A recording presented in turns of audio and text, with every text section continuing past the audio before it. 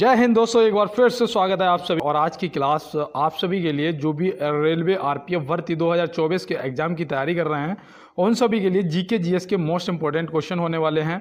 और साथ में आपको बता दें, अगर आपने कांस्टेबल या सब इंस्पेक्टर किसी भी पोस्ट के लिए अप्लाई किया है तो ये क्लास आपके लिए मोस्ट इंपॉर्टेंट साबित होगी। और देखते हैं आज हमारे लिए पहला प्रश्न क्या है। देखो यहाँ पे दिया गया है कि किस राज्य के मुख्यमंत्री ने ग्रामीण आवास न्याय योजना शुरू की है। किस राज्य के मुख्यमंत्री ने ग्रामीण आवास न्याय योजना शुरू की है। देखो ये आपके करंट के क्वेश्चन हैं, आपसे पेपर के अंदर पूछे जाएंगे। तो यहाँ पे याद रखना छत्तीसगढ़, ऑप्शन सी हो जाएगा आपका बिल्कुल सही जवाब। और इसमें पता है कितने मतलब जो घर बनाने के लिए पैसे मिलते हैं ना, मकान बनाने के लिए, तो कितने मिलते हैं 1,30,000 रुपये। कितना मिलता है 1,30,000 रुपये। तो ये भी आप याद रखेंगे, ठीक है। तो कोई भी भूल मत जाना है, इसमें 1,30,000 रुपये मिलता है और साथ में ये छत्तीसगढ़ सरकार ने स्टार्ट किया है। तो चलते हैं अपने अगले प्रश्न की तरफ और देखते हैं हमारा अगला क्या है। देखो यहाँ पे दिया गया है काजीरंगा राष्ट्रीय उद्यान कहाँ स्थित है। काजीरंगा राष्ट्रीय उद्यान जो है वो कहाँ पर, देखो नेशनल पार्क जितने भी हैं दोस्त याद कर लेना, आपसे ज़रूर पूछे जाएंगे। 106 के 106 पूरे याद करके जाना है। और देखो यहाँ पे जो काजीरंगा राष्ट्रीय उद्यान है ना, वो आपका असम में पड़ता है। तो यहाँ पे ऑप्शन सी आपका सही जवाब हो जाएगा। और अगर मैं आपसे पूछता हूँ कि जिम कॉर्बेट नेशनल पार्क कहाँ है तो आप क्या बताएंगे। तो याद रखना वो आपका यूके मतलब कि उत्तराखंड में पड़ता है। तो वो आपका उत्तराखंड में पड़ता है। और ये पता है सबसे पहला आपका वो था नेशनल पार्क। और इसका जो ये इसकी स्थापना है ना, वो भी याद रखना 1936 में हुई थी। कब हुई थी? 1936 में हुई थी। और देखो गुजरात में आपका गिर नेशनल पार्क है, जो कि ज़्यादातर पूछा जाता है, एशियाई शेरों के लिए जाना जाता है। तो ये भी आप याद रखेंगे। और चलते हैं दोस्तों अपने अगले प्रश्न की तरफ। रिहंद बांध कौन से राज्य में स्थित है। रिहंद बांध जो है ये किस राज्य में स्थित है, यहाँ पे ये पूछा जा रहा है। तो मैं उम्मीद करता हूँ आपने जवाब कर दिया होगा, क्योंकि ये आपके उत्तर प्रदेश में स्थित है। ऑप्शन बी यहाँ पे आपका बिल्कुल सही जवाब हो जाएगा। तो चलते हैं फिर अपने अगले प्रश्न की तरफ और देखते हैं हमारा अगला क्या है। तो यहाँ पे पूछा गया है प्रोटीन में कितने अमीनो एसिड पाए जाते हैं। प्रोटीन में कितने अमीनो एसिड पाए जाते हैं, तो ये देखो इंपॉर्टेंट है आपके लिए। और इसका आप याद रखना, ये प्रश्न पूछा भी जा चुका है आरआरबी में, तो इसलिए हो सकता है कि आपसे पूछ लिया जाए। तो आप याद रखना 20 होते हैं। ऑप्शन बी यहाँ पे क्या हो जाएगा, हमारा बिल्कुल सही जवाब हो जाएगा। तो चलते हैं फिर अपने अगले प्रश्न की तरफ और देखते हैं हमारा अगला क्या है। तो यहाँ पे दिया है टिग्रिस नदी किस देश में बहती है। टिग्रिस नदी किस देश में बहती है। तो इनमें से देखो भारत, ऑस्ट्रेलिया, इराक। तो यहाँ पे आपका जो सही जवाब है वो होना चाहिए इराक, जो कि ऑप्शन सी में दिया गया है। तो ये आप याद रखेंगे दोस्त। और पेपर में देखो नदियों के किनारे स्थित शहर और देश आपसे हो सकता है कि पूछ लिया जाए। और यहाँ पे देखो दिया गया है खेलो इंडिया यूथ गेम्स की मसाल रैली की शुरुआत किसने की है। खेलो इंडिया यूथ गेम्स की मसाल रैली की शुरुआत किसने की है। तो ये देखो आपके लिए इम्पोर्टेंट है मेरे भाई, ये आप याद रखना। और ये प्रश्न पूछा जा सकता है। तो यहाँ पे सर्बानंद सोनोवाल, ऑप्शन सी आपका बिल्कुल सही जवाब हो जाएगा। और मैं आपको बता दूँ ये असम के सीएम हैं, ठीक है। असम के सीएम हैं सर्बानंद सोनोवाल, इन्होंने स्टार्ट किया था। तो ये भी आप याद रखेंगे। और ज्योति रात्रे मैंने आपको कई बार बताया है कि एवरेस्ट फतेह करने वाली सबसे उम्र दराज भारतीय महिला हैं, जिनकी उम्र 55 वर्ष की उम्र में इन्होंने एवरेस्ट फतेह कर दिया। और हम 25 की उम्र में या 18 की उम्र में ये सोच रहे हैं कि एक पेपर कैसे निकलेगा, है ना। तो देखो दोस्त, सीखो कुछ कि दशरथ माझी ने किस उम्र में एक छेनी हथौड़े से 35 किलोमीटर का पहाड़ तोड़ दिया था, है ना। तो ये लगन होनी चाहिए, जहाँ लगन होती है वहाँ राह होती है और वहाँ मंजिल भी मिलती है। देखो यहाँ पे दिया गया है कि ऑस्कर पुरस्कार जीतने वाले पहले भारतीय संगीत निर्देशक हैं। ऑस्कर पुरस्कार जीतने वाले पहले भारतीय संगीत निर्देशक हैं। तो ये देखो ये प्रश्न आपके लिए इंपॉर्टेंट बन जाता है, क्योंकि पहली चीज़ तो याद रखना वो AR रहमान है। और इन्हें किस सॉन्ग के लिए मिला था, मतलब जो गाना है वो कौन सा था जिसके लिए इन्हें ऑस्कर पुरस्कार मिला था, वो याद रखना। वो है, बहुत सुना होगा आप लोगों ने, जय हो। जय हो सुना है ना, आजा आजा जिंदसानी आने की गली आजा, ऐसे करके जय हो। तो ये याद रखना, उसके लिए दिया गया है। और चलते हैं दोस्तों अपने अगले प्रश्न की तरफ। उत्तर मध्य रेलवे का मुख्यालय कहाँ स्थित है। उत्तर मध्य रेलवे का मुख्यालय कहाँ स्थित है। तो देखो रेलवे से संबंधित मुख्यालय आपसे पूछे जाएंगे। जो मुख्य मुख्यालय है वो तो नई दिल्ली है ही, लेकिन कितने जोन हैं रेलवे के, कितने जोन है बताओ, 18, 19 या फिर 17। ठीक है, आप कमेंट बॉक्स में बताइएगा। अब यहाँ पे उत्तर मध्य रेलवे का मुख्यालय पूछा गया है, तो आप क्या बताएंगे? क्योंकि देखो जोन मैं आपको पहले बता चुका हूँ, ठीक है। अगर आपने पहली क्लास नहीं देखी है तो देख लो, रेलवे से संबंधित भी क्वेश्चन मिलेंगे, करंट अफेयर के भी क्वेश्चन मिलेंगे, हिस्ट्री के भी, जियोग्राफी और साइंस, हर जगह से आपको क्वेश्चन मिलेंगे। और देखो यहाँ पे इस प्रश्न का जो जवाब है वो आप बताएंगे इलाहाबाद, जिसे आप क्या बोलते हैं? आप बोलते हैं प्रयागराज। प्रयागराज बोलते हैं ना इलाहाबाद को, तो याद रखना इलाहाबाद को उत्तर मध्य रेलवे का मुख्यालय स्थित है। तो ये आपको याद रहेगा ना, पूर्वीय तट रेलवे मुख्यालय, पूर्वी तट रेलवे मुख्यालय। तो पूर्वी तट रेलवे मुख्यालय जो है आपका वो कहाँ है बताओ? पूर्वी तट रेलवे मुख्यालय आपका, देखो जब तट की बात हो गई तो इनमें से हमें दिख रहा है कि भुवनेश्वर जो है ये समुद्र के किनारे, मतलब उड़ीसा में पड़ता है ना, उड़ीसा में। तो याद रखना उड़ीसा मतलब भुवनेश्वर। तो यहाँ पे पूर्वी तट जो का रेलवे का मुख्यालय है वो भुवनेश्वर हो जाएगा। और दक्षिण पूर्वी रेलवे का हुबली हो जाएगा आपका, जहाँ पर सबसे लंबा प्लेटफॉर्म भी है, ये भी आपको पता होगा, ठीक है। तो ये आप याद रखना, और मुख्य आपका दिल्ली है ही। तो यहाँ से देखो कितने प्रश्न आपके मैं कंप्लीट करवाता हुआ चल रहा हूँ, और इसीलिए कहते हैं कि आप सभी जुड़े रहिएगा और बढ़िया से तैयारी करिएगा। और देखो यहाँ पे दिया है कि कोल डैम परियोजना किस नदी पर स्थित है? कोल डैम परियोजना किस नदी पर स्थित है? तो नदियों पर स्थित परियोजनाएं भी आपसे पूछी जाएंगी। तो यहाँ पे आप बताओ कोल डैम परियोजना जो है वो किस नदी पर है? तो आप तुरंत बताएंगे भैया ऑप्शन बी हो जाएगा यहाँ पे सही जवाब, सतलज नदी। सतलज नदी। और ये पता कहाँ पे पड़ता है? HP मतलब कि हिमाचल प्रदेश।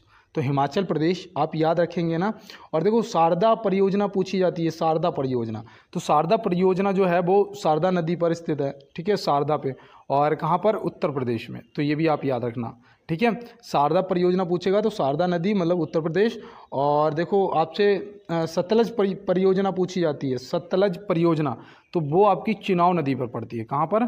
चिनाव नदी पर पड़ती है सतलज परियोजना। और ये कहाँ पर? जम्मू कश्मीर में है, ठीक है। तो ये भी आप याद रखेंगे। अब यहाँ से आपको जो भी मैंने बताया है आप नोट कर लेना, क्योंकि देखो दोस्त परियोजनाओं से संबंधित प्रश्न भी पूछे जाते हैं। देखो यहाँ पे दिया गया है, पश्चिमी भारत में संस्कृति पुनर्जागरण का अग्रदूत किसे कहा जाता है? पश्चिमी भारत में संस्कृति पुनर्जागरण का अग्रदूत किसे कहा जाता है?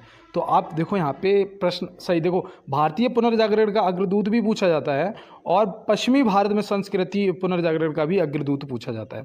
तो कल की क्लास में मैंने भारतीय पुनर्जागरण की बात करी थी, और आज पश्चिमी भारत में संस्कृति पुनर्जागरण की बात कर रहा हूँ, क्योंकि ये प्रश्न आपके SI के पेपर में पूछा गया था। तो यहाँ पे आप क्या बताएंगे? तो यहाँ पे याद रखना MG राणा डे। MG राणा डे ऑप्शन बी आपका बिल्कुल सही जवाब हो जाएगा।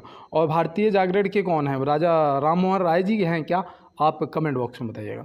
और देखो यहाँ पे दिया गया है, एनी बेसेंट भारतीय राष्ट्रीय कांग्रेस की अध्यक्ष कब बनी? एनी बेसेंट भारतीय राष्ट्रीय कांग्रेस की अध्यक्ष कब बनी?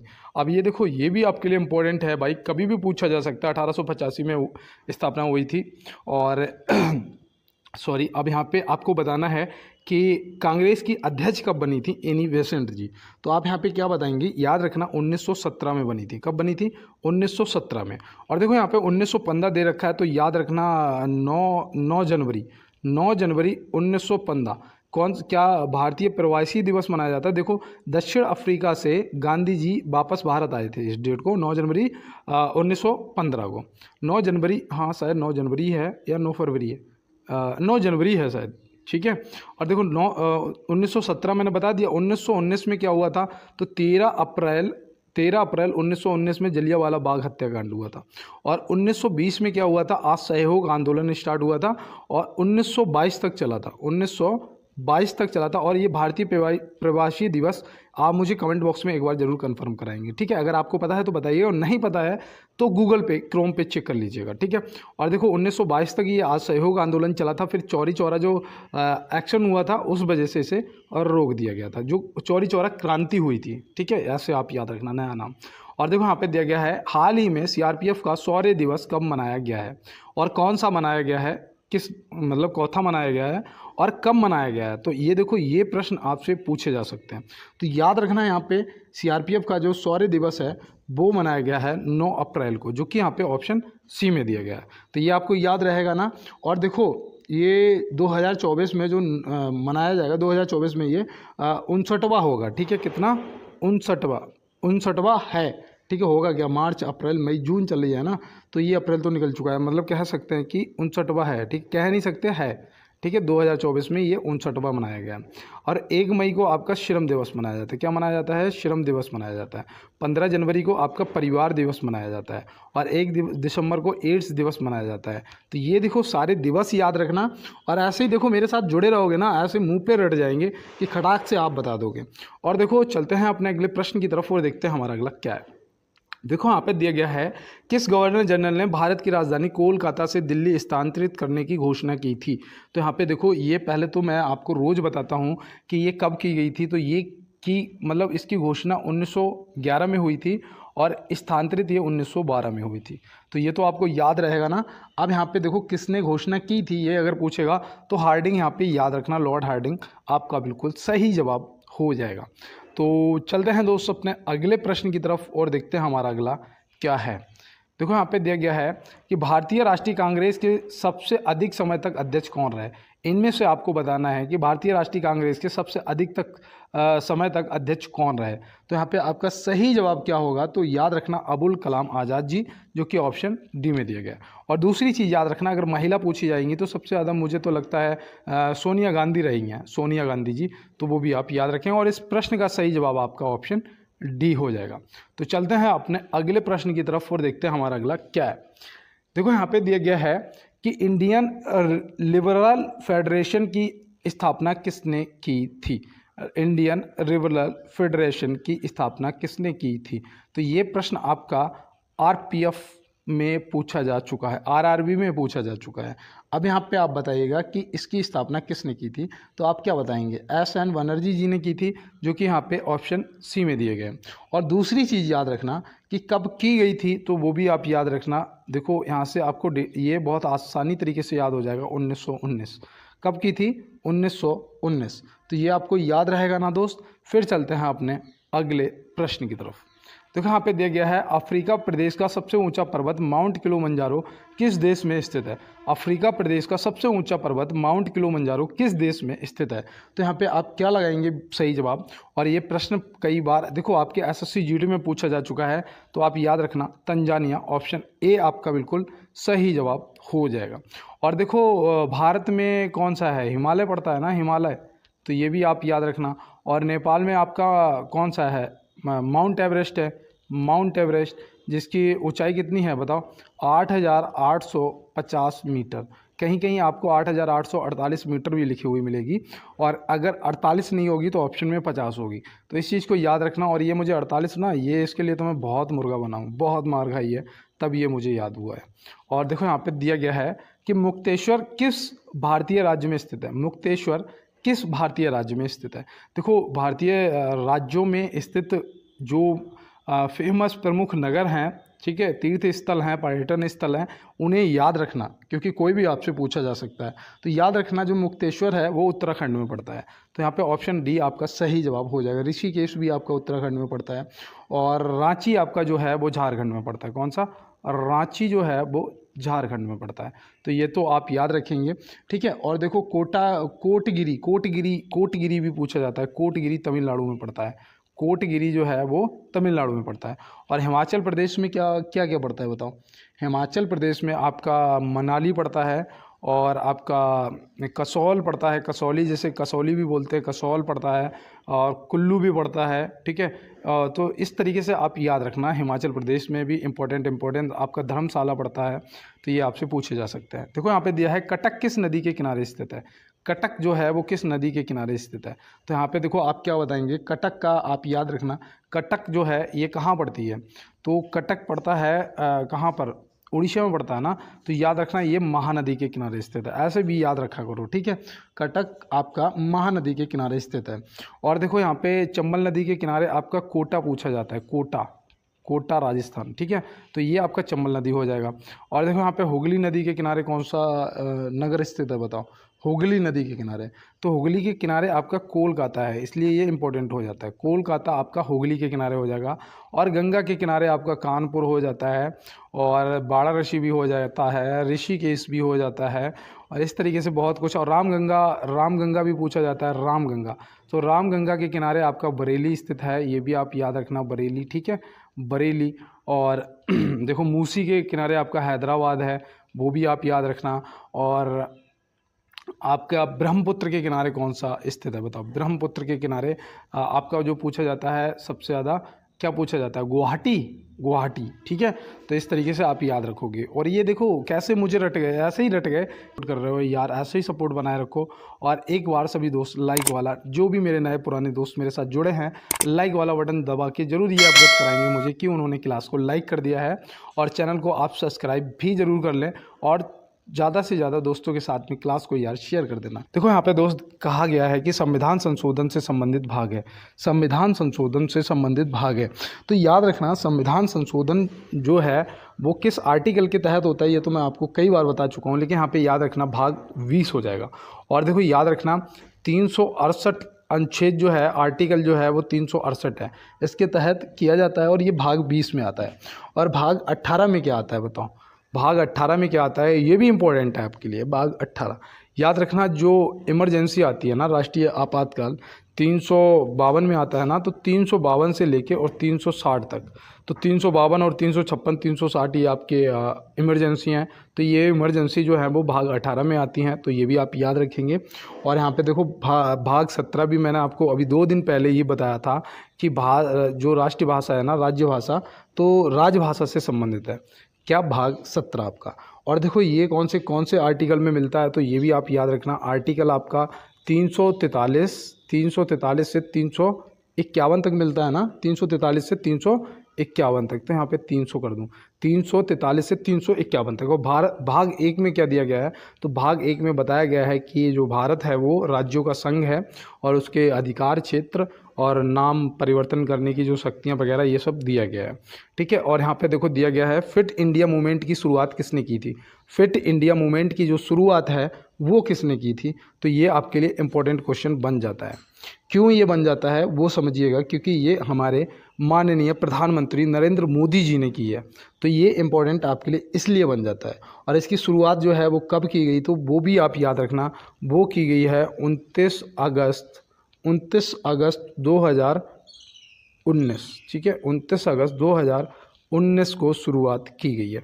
तो ये भी आप याद रखेंगे। और सही बात है, इंडिया फिट रहेगा, इंडिया मजबूत रहेगा। तो ये आप याद रखेंगे। और यहाँ पे देखो दिया गया है संस्कृति और शिक्षा संबंधित अधिकार किस अनुच्छेद में है, संस्कृति और शिक्षा संबंधित जो अधिकार हैं वो किस अनुच्छेद में है। तो मैं यहाँ पे आपको रोज़ अनुच्छेद भी पढ़ाता हूँ और मैं भी पढ़ता हूँ यार, ऐसा नहीं कि मुझे ये सब आते हैं, मैं भी पढ़ता हूँ और आपको भी आपके साथ भी एक्सप्लेन करता हूँ। तो यहाँ पे देखो याद रखना यार, संस्कृति और शिक्षा संबंधित जो अधिकार हैं वो हमारे अनुच्छेद 29 और 30 में है। तो यहाँ पे ऑप्शन डी हमारा सही जवाब हो जाएगा। और 25 से 28 याद रखना, ये धर्म से संबंधित है। धर्म की स्वतंत्रता एवं धर्म का प्रचार जो है वो 25 से 28 तक है। और 23 और 24 में क्या दिया गया है, तो 23 और 24 में रोज़ मैं आपको बताता हूँ कि आपका जो दिया गया है शोषण के विरुद्ध अधिकार, शोषण के विरुद्ध अधिकार, क्योंकि देखो 14 साल से कम उम्र के बच्चे कार्य नहीं कर सकते कारखानों में, ये सब दिया गया है ना। और 19 से 22 तक आपकी स्वतंत्रता आ जाती है। देखो बोलने की स्वतंत्रता पत्रकारों को 19 में, 21 और 22 में आपके पर्सनल स्वतंत्रता आ जाती है। जैसे याद रखना कि ये जो 22 है ना, आर्टिकल 22 के अकॉर्डिंग याद रखना कि जो अरविंद केजरीवाल को जब अरेस्ट किया गया और उनका जो आईफोन था उसका जो पासवर्ड था ना, वो उन्होंने खोलने से या बताने से इनकार कर दिया। तो उसे कानूनी अधिकार से तो उसका हनन नहीं कर सकते हो ना, नहीं खोल सकते हो। तो उसके लिए क्या करा गया, जो आईफोन का वो होता है ना हेड ऑफिस, वहाँ पे संपर्क किया गया और उनसे उनका पासवर्ड पूछा गया। तो उन्होंने, कंपनी ने भी पासवर्ड बताने से इनकार कर दिया। क्यों, हालांकि वो खोल सकते थे, लेकिन क्यों कर दिया, क्योंकि भाई ये पर्सनल स्वतंत्रता आपकी आ जाती है और ये कुछ पॉलिसी होती है कंपनियों की। अगर फिर आईफोन किस बात का, अगर वो बता देंगे आपको। तो यहाँ पे देखो दिया गया है कि नीति निर्देशक सिद्धांत संविधान के किस भाग में है, नीति निर्देशक सिद्धांत जो है वो संविधान के किस भाग में है। तो आप यहाँ पे क्या बताएंगे, तो याद रखना वो आपका हो जाएगा भाग 4। अब यहाँ पे दोस्त कह रहे होंगे भैया सभी का ऑप्शन डी लगा रहे हैं, तो आप भी ऐसा गलती मत कर देना वरना 4 अंक कट जाएगा। तो याद रखना भाग 4 में है। और ये कहाँ से लिए गए हैं, तो ये भी पूछा जा सकता है कि नीति निर्देशक सिद्धांत जो हैं वो कहाँ से लिए गए हैं, किस देश के संविधान से लिए गए हैं। तो आप क्या बताएंगे, तो याद रखना दोस्त आयरलैंड, याद रहेगा ना, आयरलैंड के संविधान से लिए गए हैं और भाग 4 में है। और देखो मौलिक अधिकार जो आपके हैं वो भाग 3 में है, ठीक है, भाग 3 में है आपके मौलिक अधिकार। और ये देखो सॉरी, ये कौन से भाग में भाग 3 में है, कौन से देश से लिए गए हैं, तो याद रखना अमेरिका के संविधान से लिए गए हैं। अमेरिका, याद रहेगा ना दोस्त, आपको भूल मत जाना यार, ठीक है, क्योंकि ये पेपर में यार पूछ लिया जाता है। और देखो भाग 1 और भाग 2, भाग 1 तो मैं आपको बता ही चुका हूँ कि राज्य एवं उनके अधिकार क्षेत्र, नाम परिवर्तन करने की शक्तियाँ और ये सब आ जाता है, तो ये तो आपको राज्य से संबंधित है, ये तो आपको पता ही हो गया होगा।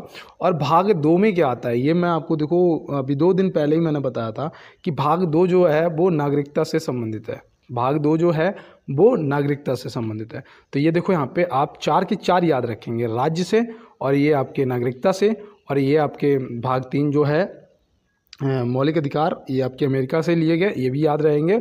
और भाग 4 नीति निर्देशक सिद्धांत आयरलैंड, तो ये आप याद रखेंगे। और चलते हैं अपने अगले प्रश्न पे। रूसी क्रांति के जनक कौन थे? रूसी क्रांति के जनक कौन थे? तो रूसी क्रांति के जो जनक थे वो थे लेनिन। कौन थे? लेनिन। तो ये भी आप याद रखेंगे। तो चलते हैं फिर अपने अगले प्रश्न की तरफ। सेबी एक है, सेबी एक क्या है? तो याद रखना ये एक संवैधानिक निकाय है, जो कि ऑप्शन ए में दिया गया है। तो याद रहेगा ना, इसका पूरा नाम क्या है, बताओ सेबी का पूरा नाम क्या है? तो भारतीय प्रतिभूति और विनिमय बोर्ड, ठीक है, भारतीय प्रतिभूति और विनिमय बोर्ड है। और इसका जो गठन है वो कब हुआ था? तो वो हुआ था 22 अप्रैल 1988 को। कब हुआ था? 22 अप्रैल 1988 को। तो ये भी आप याद रखना दोस्त, हो सकता है कि आपसे पूछ लिया जाए। और इसका जो मुख्यालय है वो कहाँ पर है? तो वो बम्बई में है, ठीक है, बम्बई में है। तो ये आप याद रखेंगे। और देखो ये सेबी से आपसे पूछा भी जा सकता है। तो चलते हैं अपने अगले प्रश्न की तरफ। बास्केटबॉल की एक टीम में खिलाड़ियों की संख्या है। देखो खिलाड़ी और खेल से संबंधित प्रश्न आएंगे, और जितने भी अभी आपका आईपीएल हुआ उससे भी संबंधित प्रश्न पूछे जाएंगे आपसे, और जो आपका T20 वर्ल्ड कप हो रहा है उससे भी संबंधित प्रश्न पूछे जाएंगे। तो ये भी देखो सभी आपको याद रखने हैं दोस्त, ठीक है। और यहाँ पे देखो इस प्रश्न का जो जवाब है वो आपका 5 हो जाएगा। कितना हो जाएगा? 5 हो जाएगा। और देखो आपको मैं बता दूं, फुटबॉल और हॉकी और क्रिकेट, इन सभी में जो संख्या होती है वो 11 होती है, ठीक है। जो आपका फुटबॉल हो गया, हॉकी हो गया और क्रिकेट हो गया, इनमें खिलाड़ियों की संख्या एक टीम में 11 होती है, ठीक है, 11 बंदे खेलते हैं। और बेसबॉल में 9 होते हैं, बेसबॉल में 9 होते हैं। तो ये भी आप याद रखना। और देखो सबसे ज़्यादा रग्बी फुटबॉल पूछा जाता है, रग्बी फुटबॉल।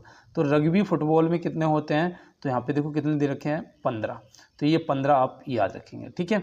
और देखो राइटिंग पे मत जाना यार, क्योंकि पेन इन है नहीं, फ़ोन उन सब पुराना है, टूटा टाटा, तो इसलिए कोई राइटिंग पे मत जाना यार, कहीं टच करते हैं और कहीं टच होता है। देखो यहाँ पे दिया गया है, चौरी चौरा नामक प्रसिद्ध स्थल कहाँ है? चौरी चौरा नामक प्रसिद्ध स्थल, ये देखो आपके आरपीएफ में ही पूछा गया था 2019 में। तो चौरी चौरा नामक प्रसिद्ध स्थल जो आपका है वो याद रखना गोरखपुर में पड़ता है। कहाँ पड़ता है? गोरखपुर में पड़ता है। और ये प्रश्न बोल सकते हैं कि कॉमन प्रश्न है, कहीं भी किसी भी पेपर में कभी भी पूछा जा सकता है। तो चलते हैं फिर अपने अगले प्रश्न की तरफ। दुनिया का पहला फेशियल BSID किसने लॉन्च किया है? देखो ये क्या है, ये BSID फेशियल क्या है और किसने लॉन्च किया है, और ये इंपॉर्टेंट भैया क्यों है? क्योंकि ये दुनिया का पहला किया है भारत ने। किसने किया है? भारत ने। तो ये इंपॉर्टेंट बन जाता है। इसमें क्या होता है, जो नाभिक के चेहरे का बायोमेट्रिक डेटा जो होता है उससे संबंधित होता है, ठीक है। जो नाभिक वगैरह होते हैं ना, आपने देखा होगा समुद्र वगैरह में नाभिक वगैरह होते हैं, उनके चेहरे का जो बायोमेट्रिक होता है तो वो वैसे याद रखना, उससे संबंधित है ये। और भारत ने स्टार्ट किया है, पहला दुनिया का भारत बना है, तो इसलिए ये इंपॉर्टेंट आपके लिए बन जाता है। और देखो यहाँ पे पूछा गया है, इबादत खाने में सभी धर्मों के लोगों के प्रवेश की अनुमति किसने दी थी?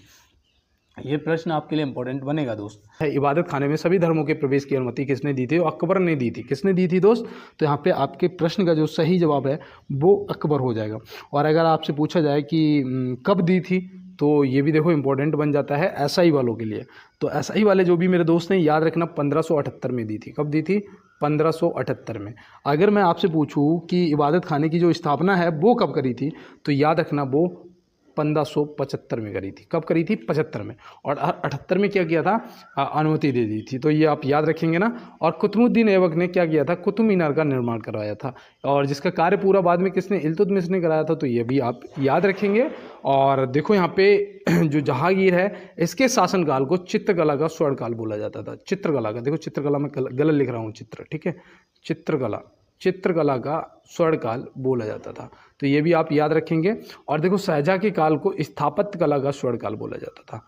क्या? स्थापत्य कला। ऐसे याद रखना कि मुमताज़ के लिए ताजमहल बनवा दिया, ठीक है, तो स्थापत्य मतलब स्थापना कर दी किसी चीज़ की, तो उसे स्थापत्य कला ऐसे आप याद रखें। और ये चित्रकला, तो ये ऐसे आपके लिए इंपॉर्टेंट हैं, आपको पता होना चाहिए।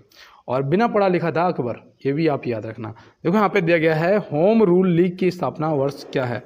होम रूल लीग की स्थापना वर्ष क्या है, तो ये इम्पोर्टेंट है और ये आपको पता भी होना चाहिए। इसकी जो स्थापना वर्ष है ना वो 1916 है। क्या है? 1916 है। तो ये आप याद रखेंगे। किसने की थी, तो वो भी आप याद रखना, एनी बेसेंट ने की थी। किसने? एनी बेसेंट ने की थी। तो ये भी देखो आपके लिए इम्पोर्टेंट है दोस्त।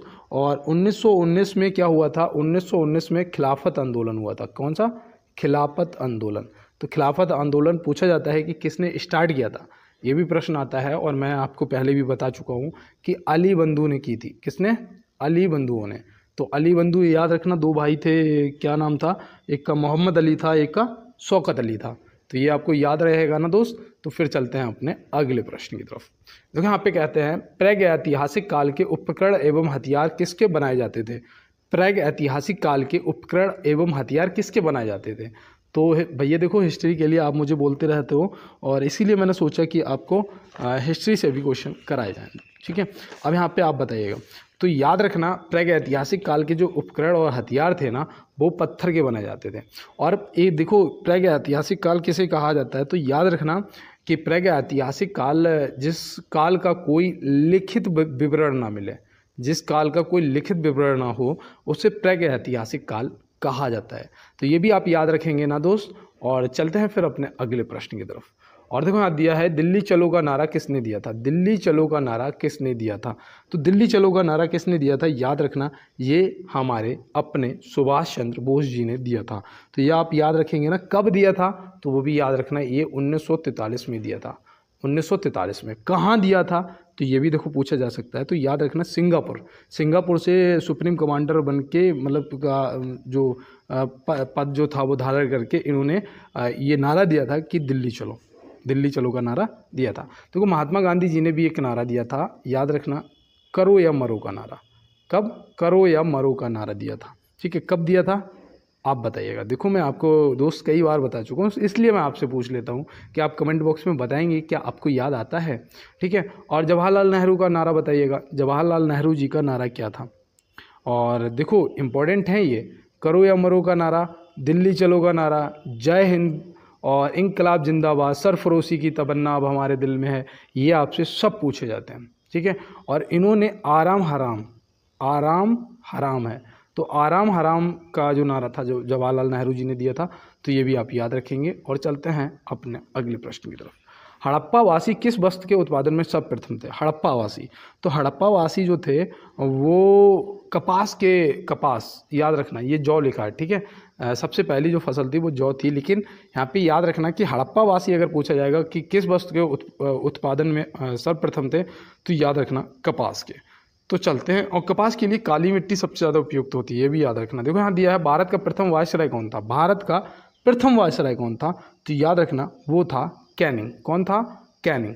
और देखो अगर आपसे लास्ट पूछा जाएगा तो आप क्या बताएंगे, तो याद रखना माउंटबेटन। कौन था लास्ट? आपका माउंटबेटन था। तो ये भी आप याद रखेंगे। और चलते हैं दोस्त अपने अगले प्रश्न की तरफ और देखते हैं हमारा अगला क्या है। देखो यहाँ पूछा गया है महात्मा गांधी किसकी कृतियों से अत्यधिक प्रभावित थे। ये प्रश्न इंपॉर्टेंट है, ये प्रश्न आपके लिए इम्पोर्टेंट है, याद रखना लियो टॉल्स्टॉय।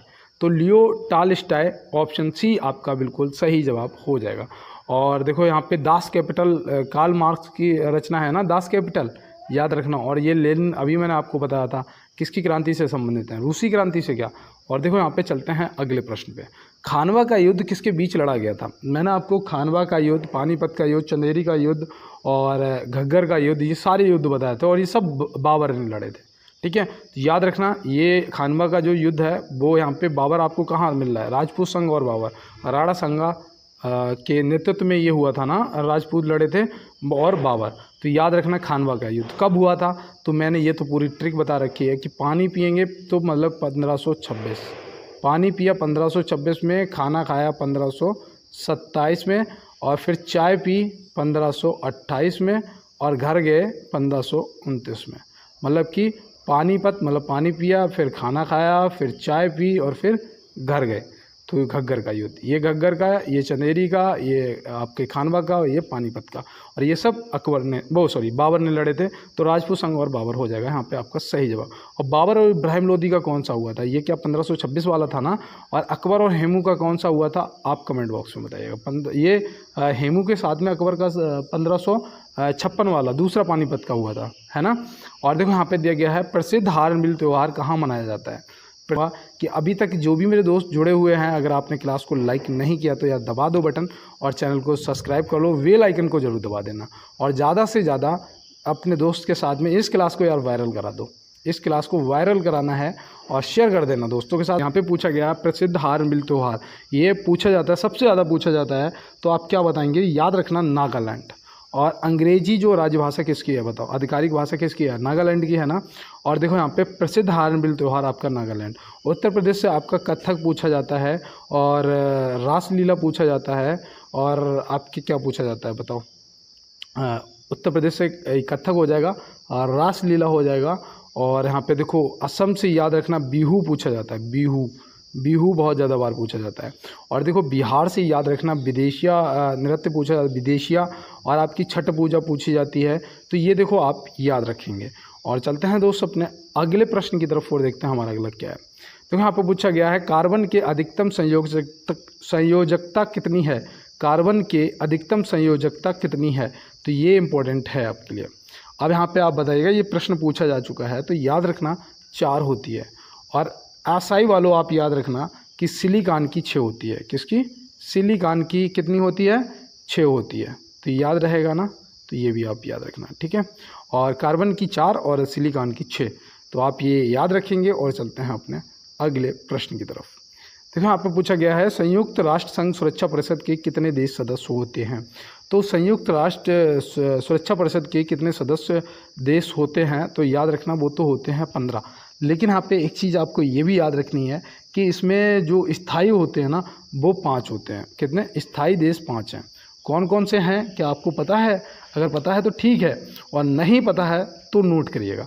पहला तो हो जाएगा आपका अमेरिका, ठीक है, याद रहेगा ना। दूसरा हो जाएगा यूके, ठीक है, यूनाइटेड किंगडम। तो और तीसरा आपका रूस हो जाएगा, ठीक है, और चौथा आपका चीन हो जाएगा, चाइना। तो ये भी याद रखना। और 5वां आपका फ्रांस हो जाएगा। क्या? फ्रांस हो जाएगा। तो यहाँ पे 5 आपके स्थायी देश, ये 5 जरूर याद रखना क्योंकि ये आपसे पूछे जा सकते हैं। और देखो संयुक्त राष्ट्र संघ की स्थापना जो है वो कब हुई थी? मैंने आपको पहले भी बताया था, 24 अक्टूबर 1945। कब हुई थी? 24 अक्टूबर 1945। और चलते हैं दोस्तों अपने अगले प्रश्न की तरफ। देखो यहाँ पे पूछा गया है पारादीप बंदरगाह किस राज्य में है? पारादीप बंदरगाह जो है वो किस राज्य में स्थित है? तो ये आप याद रखना उड़ीसा में है। ऑप्शन बी आपका बिल्कुल सही जवाब हो जाएगा। और देखो आपसे वो भी पूछा जाता है, क्या? चेरापूंजी पूछा जाता है ना। चेरापूंजी कहाँ पड़ता है बताओ कमेंट बॉक्स में। और चलते हैं अपने अगले प्रश्न की तरफ।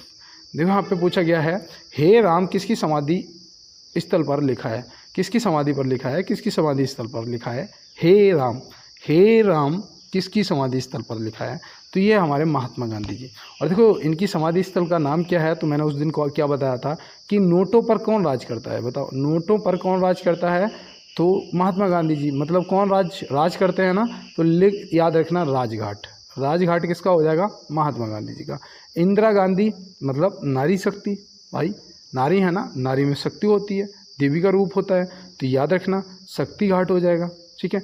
और राजीव गांधी, तो राजीव गांधी का क्या हो जाएगा?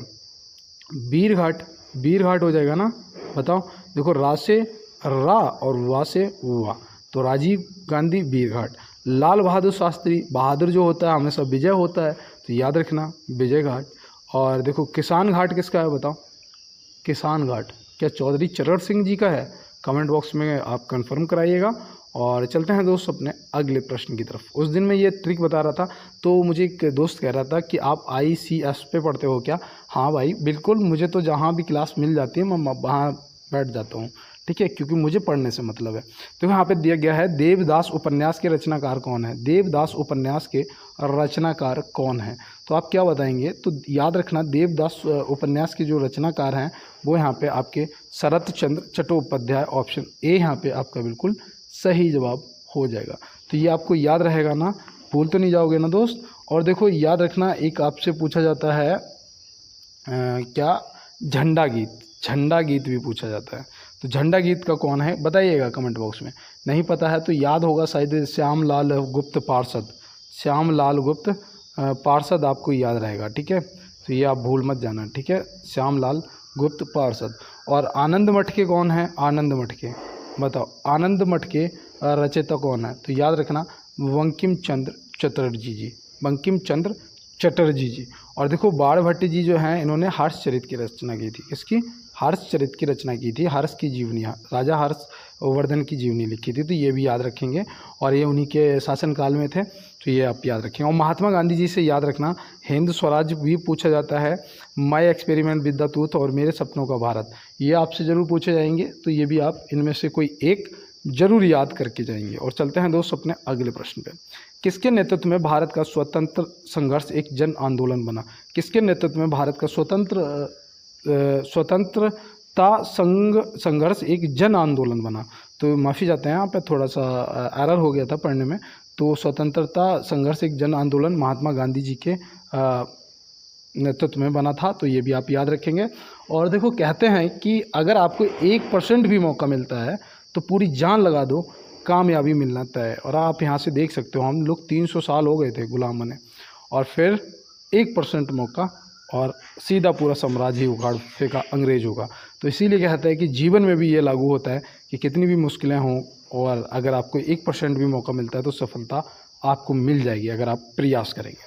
और यहाँ पे दिया गया है स्वच्छ आकाश के नीले रंग का कारण है, स्वच्छ आकाश के नीले रंग का कारण क्या है। तो यहाँ पे आप क्या बताएंगे, यहाँ पे आपका सही जवाब जो है वो होना चाहिए प्रकाश का प्रकीर्णन। प्रकाश का प्रकीर्णन ऑप्शन सी में दिया गया है ना, तो ऑप्शन सी सही जवाब हो जाएगा। और देखो पृष्ठीय तनाव याद रखना, जब बारिश होती है ना, जब वर्षा होती है तो बूंद जो आते हैं, जो बूंद होते हैं वो कैसे होते हैं बताओ, वो जब नीचे आते हैं तो बूंद बन जाते हैं। क्यों, क्योंकि पृष्ठीय तनाव के कारण, किसके, पृष्ठीय तनाव के कारण। तो ये आप याद रखेंगे ना। और चलते हैं फिर अपने अगले प्रश्न की तरफ। किस राज्य में भारत का पहला फायर पार्क स्थापित किया गया है। ये देखो करंट का मोस्ट इम्पोर्टेंट बोल सकते हो कि भारत का पहला फायर पार्क स्थापित किया गया है। तो यहाँ पे आपको बताना है वो कौन सा राज्य है, तो वो हो जाएगा आपका उड़ीसा, जो कि ऑप्शन सी में दिया गया है। क्या आपने उड़ीसा लगाया था, आप कमेंट बॉक्स में बताइएगा। और चलते हैं दोस्तों अपने अगले प्रश्न की तरफ। संयुक्त राष्ट्र संघ की स्थापना कब हुई थी। संयुक्त राष्ट्र संघ की स्थापना कब हुई थी, अभी मैंने आपको बताया भी था। अभी मैंने आपको क्या बताया था, तो याद रखना ये 24 अक्टूबर 1945 आपका सही जवाब हो जाएगा। 24 अक्टूबर 1945 आपका सही जवाब हो जाएगा। तो ये याद रखोगे। अगर अब मैं आपसे पूछता हूँ कि संयुक्त राष्ट्र संघ का मुख्यालय कहाँ है बताओ, तो याद रखना ये आपका हो जाएगा न्यूयॉर्क। कहाँ है, न्यूयॉर्क में पड़ता है। तो ये भी आप याद रखेंगे। और चलते हैं दोस्त अपने अगले प्रश्न की तरफ। देखिए यहाँ पे दिया गया है कि चेचक के टीके की खोज किसने की थी। चेचक के टीके की खोज किसने की थी, तो ये तो मैंने आपको कई बार यार बताया है। क्या हो जाएगा, एडवर्ड जेनर, ऑप्शन सी हो जाएगा ना, आपने बिल्कुल सही किया होगा। और विटामिन की फंक ने, विटामिन की खोज फंक ने। और अल्फ्रेड नोबेल, इनके नाम पे ही नोबेल पुरस्कार दिया जाता है। और इन्होंने डायनामाइट का आविष्कार किया था, किसका, डायनामाइट का आविष्कार किया था। तो ये आप याद रखेंगे। और इनके नाम पर नोबेल पुरस्कार भी दिया जाता है। तो यहाँ पे चलते हैं फिर अपने अगले प्रश्न की तरफ। डांडिया कहाँ का प्रसिद्ध नृत्य है। डांडिया जो है वो कहाँ का प्रसिद्ध नृत्य है, तो आप क्या बताएंगे बताओ। देखो ये इंपॉर्टेंट है, आपसे पूछे जाएंगे और इसीलिए मैं आपको ज़्यादा से ज़्यादा करवाता हूँ। याद रखना गुजरात हो जाएगा आपका सही जवाब। और बिहार का विदेशिया भी मैंने आपको बताया था, उत्तर प्रदेश का कथक बताया था, केरल का कथकली याद रखना, और महाराष्ट्र का रंगोली याद रखना। ठीक है, ये आपसे पूछे जाएंगे। और देखो भरतनाट्यम बताना, भरतनाट्यम बताना कहाँ का है। ठीक है, कमेंट बॉक्स में बताना कि भरतनाट्यम जो है वो कहाँ का प्रसिद्ध है। तो चलते हैं अपने अगले प्रश्न की तरफ, कहाँ से संबंधित है। और देखो यहाँ पे दिया गया है जिला न्यायाधीश किसके नियंत्रण के अधीन होते हैं। जो जिला न्यायाधीश होते हैं वो किसके नियंत्रण के अधीन होते हैं? तो यहाँ पे आप क्या बताएंगे? तो यहाँ पे आप याद रखना वो उच्च न्यायालय के, उच्च न्यायालय मतलब ऑप्शन सी आपका बिल्कुल सही जवाब हो जाएगा। तो यहाँ पे देखो कुछ लोग उच्चतम न्यायालय भी कर रहे होंगे, लेकिन आपके प्रश्न का सही जवाब ऑप्शन सी होगा। और चलते हैं दोस्त अपने अगले प्रश्न की तरफ। और देखो यहाँ पे याद रखना जो ये प्रधानमंत्री होते हैं ये आर्टिकल 75 के अकॉर्डिंग इनकी नियुक्ति की जाती है। और यहाँ पे याद रखना जो उच्चतम न्यायालय के मुख्य न्यायाधीश होते हैं आर्टिकल 76 के। और देखो राष्ट्रपति जी बताना, राष्ट्रपति की नियुक्ति कौन से आर्टिकल में दी गई है? और ये मैं आपको कई बार बता चुका हूँ। देखो यहाँ पे दिया गया है बचपन बचाओ आंदोलन के संस्थापक कौन है? और जो मेरे साथ नए जुड़े हुए हो तो आप जुड़े रहिएगा, आपको भी बताऊँगा मैं आने वाले समय में, मैं आपको भी बताऊंगा चीज़ें और फिर आपसे भी पूछूंगा। और इसीलिए कहते हैं कि चैनल को लाइक शेयर और चैनल को एक बार सब्सक्राइब जरूर कर लेना। दिया गया है कि बचपन बचाओ आंदोलन जो है उसके संस्थापक कौन थे? तो आप क्या बताएंगे? यहाँ पे सही जवाब आपका कैलाश सत्यार्थी हो जाएगा, जो कि ऑप्शन ए में दिया गया। और देखो इन्होंने ये कब स्टार्ट किया था तो वो भी याद रखना 1980 में। कब? 1980 में। ये बच्चों से संबंधित था, तो ये भी आप याद रखेंगे। तो चलते हैं फिर अपने अगले प्रश्न की तरफ। पीलिया रोग किस प्रभावित करता है? नहीं, यहाँ पे किसे होगा? पीलिया रोग जो है वो किसे प्रभावित करता है? तो पीलिया रोग जो है आप देखना, जो पीलिया हो जाती है तो बंदा पीला पीला सा हो जाता है ना, आँख और उसका चर्बी चमड़ी सब पीला पीला लगने लगता है, देखा होगा आपने। तो याद रखना ये बोल सकते हो यहाँ पे आपका सही जवाब यकृत या लीवर यहाँ पे लगा देना। ऑप्शन ए आपका बिल्कुल सही जवाब हो जाएगा। और देखो दोस्त इसी के साथ क्लास में आपके 50 क्वेश्चन पूरे होते हैं और मिलते हैं दोस्त नेक्स्ट क्लास में नेक्स्ट प्रश्नों के साथ में।